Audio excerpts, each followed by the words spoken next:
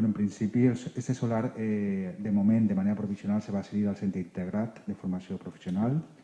perquè, com sabeu, ja els últims anys necessiten espai i han estat utilitzant el solar junt al cementeri en Jaume I per a fer pràctiques,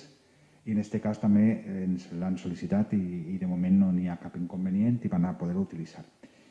I així també voldria aprofitar que l'equip de govern ha estat ja negociant i parlant amb la delegació d'Hisenda a Catarroja i puc anunciar que la intenció de l'equip de govern és que la delegació d'Hisenda de Catarroja tinga part d'aquest solar a disposició per a poder construir un edifici de primera categoria per a Hisenda, per a ells,